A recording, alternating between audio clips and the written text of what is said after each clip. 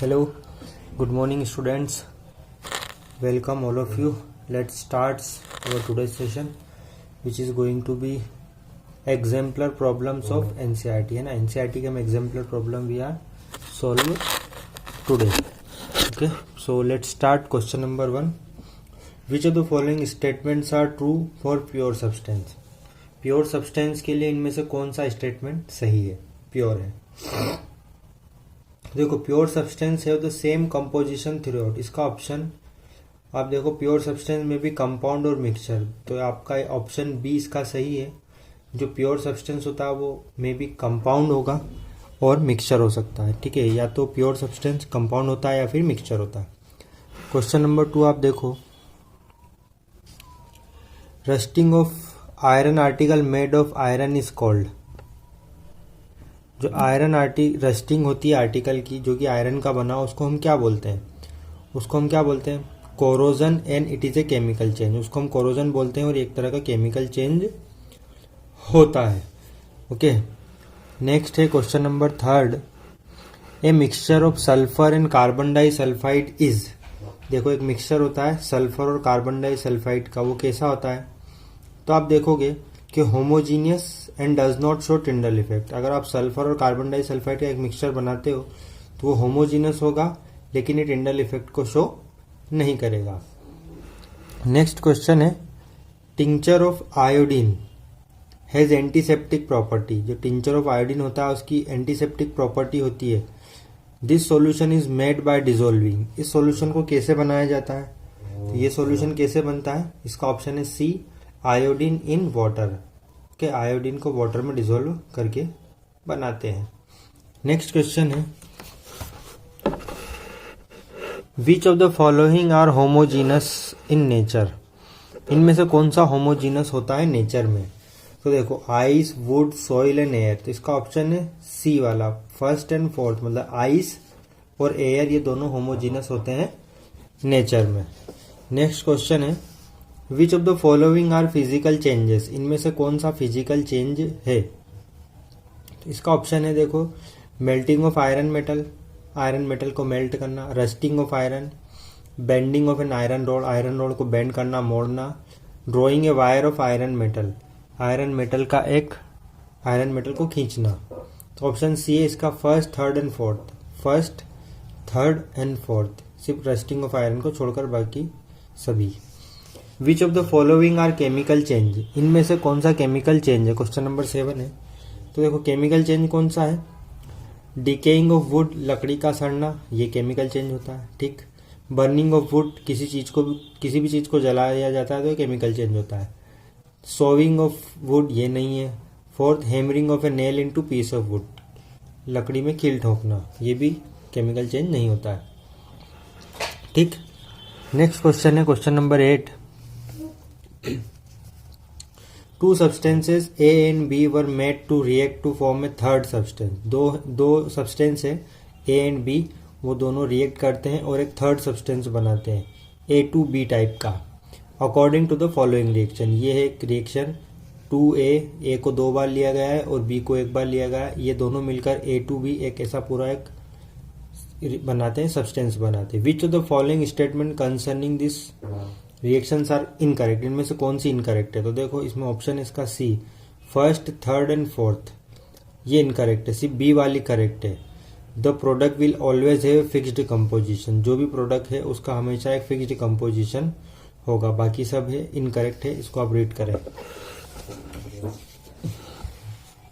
Question number 9 है,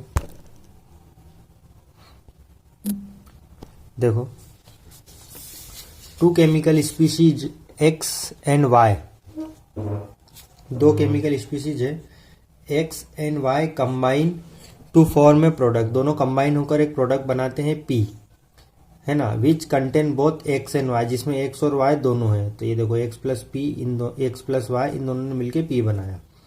तो X and Y can not be broken down into simpler substance. X और Y को और सिंपल तरीकों में, सिंपल सब्सटेंसेस में नहीं तोड़ा जा सकता बाय केमिकल रिएक्शंस के through. Which of the following concerning the species X, Y and P are correct. इनमें से एक्स, वाई एंड पी के लिए क्या करेक्ट है? तो देखो, first, third and fourth, P is a compound, P एक कंपाउंड है, ठीक, ये सही है। दूसरा आप पढ़ोगे X and Y are compound, ये गलत है, कंपाउंड नहीं है। Third, X and Y are element, क्योंकि एलिमेंट वो चीज़ें होती है जिसको और सिंपल सब्सटेंस में ब्रोक नहीं किया जा सकता, तो X and Y are element, ये सही है। फोर्थ वाला आप देखो, P has a fixed composition, P जो है उसका कंपोजिशन फिक्स्ड है, ये सही है, ठीक। नेक्स्ट है suggest separation technique one would need to employ to separate the following mixtures. A है, इनको सेपरेट करने के लिए आप कौन सी टेक्निक को अप्लाई करोगे।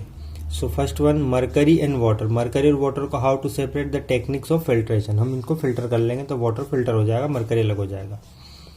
Potassium chloride and ammonium chloride, देखो ये अमोनियम क्लोराइड जहाँ पे भी आता है वो सब्लिमेशन की प्रॉपर्टी शो करता है, तो इसके लिए हम सब्लिमेशन अप्लाई करेंगे।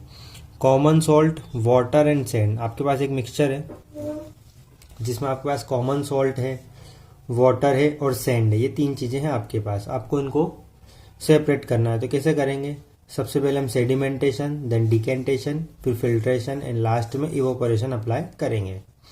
Kerosene oil, water and salt, इन तीनों को कैसे अलग करेंगे, पहले हम फिल्ट्रेशन करेंगे यूजिंग सेपरेटिंग फनल, पहले हम इसको फिल्ट्रेशन अप्लाई करेंगे, फर्स्ट फिल्ट्रेशन, फिर उसके बाद separating funnel, then after vaporization उसको वेपर में कन्वर्ट करेंगे, ठीक।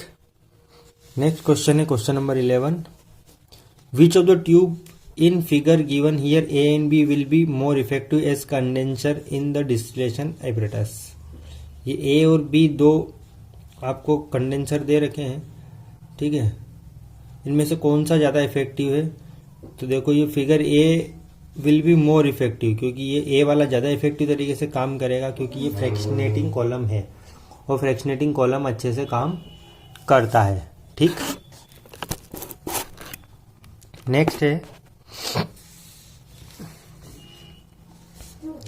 Question number 12, salt can be recovered from its solution, salt को उसके सॉल्यूशन से रिकवर किया गया है, कर सकते हैं बाय इवोपोरेशन।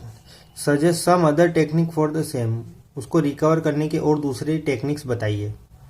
तो देखो, to separate salt from its solution crystallization can also be use, उसको सेपरेट करने के लिए हम एक और तरीका होता है क्रिस्टलाइजेशन को भी अप्लाई कर सकते हैं, ठीक है। आप सोचें क्यों अप्लाई कर सकते हैं। नेक्स्ट क्वेश्चन है question number 13, the sea water can be classified as a homogeneous as well as heterogeneous mixture. जो सी वाटर होता है वो होमोजीनस भी होता है, साथ ही साथ हेटेरोजीनस भी होता है, इसके ऊपर आपको कमेंट करना है। तो क्या कमेंट करेंगे, देखो sea water is the mixture of many salt, जो सी वाटर होता है वो एक मिक्सचर होता है जिसमें बहुत सारे तरह के सॉल्ट होते हैं। सॉल्ट मतलब सिर्फ खाने का नमक नहीं होता है, वो सॉल्ट बहुत तरह तरह के अलग अलग सॉल्ट आते हैं ना, तो इसमें और दूसरे सॉल्ट भी मिक्स होते हैं, वाटर होता है और अदर मेनी इम्प्योरिटी होती है। अपार्ट फ्रॉम दिस, इसके अलावा this many gases are also dissolve in sea water, इसके अलावा इसमें बहुत सारी सी वाटर में बहुत सारी गैस भी डिजोल्व होती है, घुली हुई रहती है।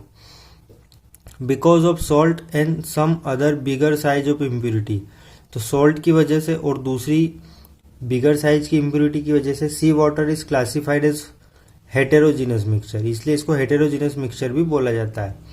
Because of mixture of several gases in sea water, क्योंकि इसमें बहुत दूसरी गैसेज भी मिक्स होती है ना, इस वजह से इसको हम होमोजीनस मिक्सचर बोल सकते हैं, ठीक। क्वेश्चन नंबर 14 आप देखो, while diluting A solution of salt in water, आप जब डाइल्यूट कर रहे हो, आप डाइल्यूट मतलब उसमें सॉल्ट इन वाटर में उसमें पानी मिला रहे हो। A student by mistake added acetone, वो एक स्टूडेंट है गलती से वो उसमें पानी की जगह एसीटोन डाल देता है, जिसका बॉइलिंग पॉइंट 56 डिग्री सेल्सियस है। What technique can be employ to get back the acetone, वापस से उसको एसीटोन कैसे मिले, इसके लिए वो क्या तरीका अपनाया जाए। जस्टिफाई योर चॉइस, अपनी चॉइस को बताइए। तो देखो यहाँ पर उसने एक हिंट दिया आपको, since the boiling point of acetone is 56 degree Celsius, जो एसीटोन होता है उसका बॉइलिंग पॉइंट कितना था, 56 डिग्री सेल्सियस होता है, and boiling point of water is 100 degree Celsius. Acetone का बॉइलिंग पॉइंट 56 एंड वाटर का 100 सेल्सियस। एंड फॉर डिस्टिलेशन, तो इसके लिए हम डिस्टिलेशन अप्लाई कर सकते हैं, क्योंकि मिनिमम डिफरेंस जो होना चाहिए वो शुड बी 250 है, ये 250 नहीं है, ये 250 है, ठीक है। 25 डिग्री सेल्सियस का डिफरेंस होना चाहिए। Thus by the process of distillation acetone can be separated, हम एसीटोन को वहां से सेपरेट कर लेंगे इस तरीके से। नेक्स्ट क्वेश्चन है, व्हाट वुड यू ऑब्जर्व, आप क्या ऑब्जर्व करोगे व्हेन, फर्स्ट कंडीशन है a saturated solution of potassium chloride prepared at 60 degree Celsius. एक सेचुरेटेड सॉल्यूशन है जिसमें पोटेशियम क्लोराइड है, प्रिपेयर किया गया है 60 डिग्री पर, उसको धीरे धीरे ठंडा किया जाता है रूम टेम्परेचर पर। तो आप क्या ऑब्जर्व करोगे, देखो since the solution is saturated, ये जो सॉल्यूशन है सेचुरेटेड है, एंड प्रिपेयर एट 60 डिग्री, उसको प्रिपेयर किया गया है 60 डिग्री पर, which is above the room temperature, जो कि रूम टेम्परेचर से ज्यादा है। Therefore while it is allowed to cool, जब उसको ठंडा किया जाएगा रूम टेम्परेचर पर लाया जाएगा, मतलब 25 डिग्री के समथिंग लाया जाएगा, तो some of the potassium chloride will settle down at the bottom, कुछ जो पोटेशियम क्लोराइड है वो नीचे की तरफ सेटल हो जाएगा, because saturation decrease with decrease in temperature, क्योंकि सेचुरेशन क्या होता है, टेम्परेचर कम करने पर कम होता है, ठीक। नेक्स्ट क्वेश्चन आप देखो, an aqueous sugar solution is heated to dryness, एक एक्वस शुगर सॉल्यूशन है उसको गर्म किया गया है जब तक कि वो सूख ना जाए, ड्राई ना हो जाए। तो देखो इसका आंसर क्या होगा, when an aqueous solution of sugar is heated, जब एक एक्वस मतलब पानी मिलाया हुआ शुगर का जो वाटर वाला सॉल्यूशन होता है उसको हीट करते ड्राइनेस तक, the sugar will be left behind in the container, उसके अंदर शुगर बच जाएगी कंटेनर में। After the vaporization of water, water vaporization होने के बाद the sugar left in the container में be charred because of more heating, वो थोड़ी चार्ड हो जाएगी उसको ज़्यादा गर्म करने की वजह से। देखना आप इसको कर कर। नेक्स्ट है, a mixture of iron feeling and sulphur powder is heated strongly, एक मिक्सचर है जिसमें आयरन की थोड़ी फीलिंग्स है, कतरने हैं आयरन की, और एक सल्फर पाउडर है, उसको बहुत स्ट्रांगली हीट किया गया है, मतलब बहुत स्ट्रांग तरीके से गर्म किया गया है।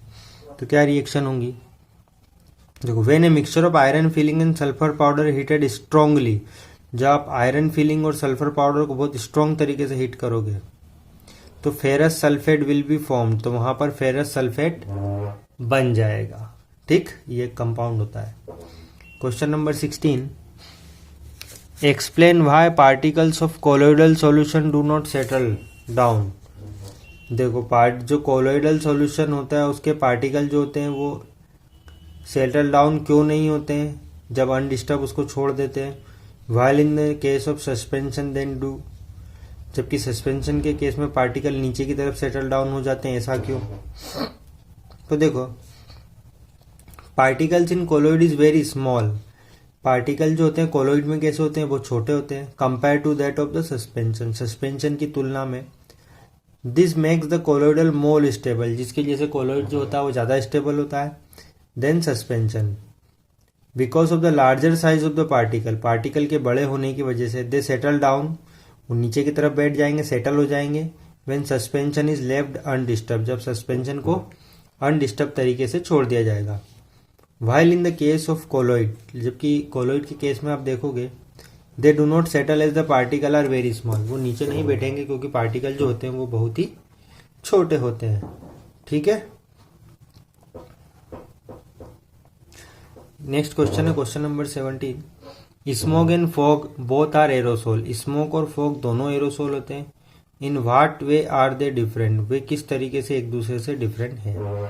तो देखो smoke is a mixture of gases, smoke क्या होता है, मिक्सचर होता है बहुत सारी गैसेस का, and can goes to higher altitude, और ज़्यादा ऊंचाई तक जाता है, because of having more temperature, क्योंकि उसका टेम्परेचर ज़्यादा होता है। लेकिन फॉग की बात करें, fog is a mixture of liquid and gases, fog कैसा होता है, लिक्विड और गैस का मिक्सचर होता है। Fog is settle near the earth surface, fog जो होता है अर्थ के सरफेस पर नीचे की तरफ सेटल हो जाता है, बिकॉज ऑफ लेस टेम्परेचर, क्योंकि उसका टेम्परेचर क्या होता है, कम होता है, इस वजह से वो नीचे की तरफ बैठ जाता है. So this is some questions of exemplar problem, और remaining question will be discussed in next session.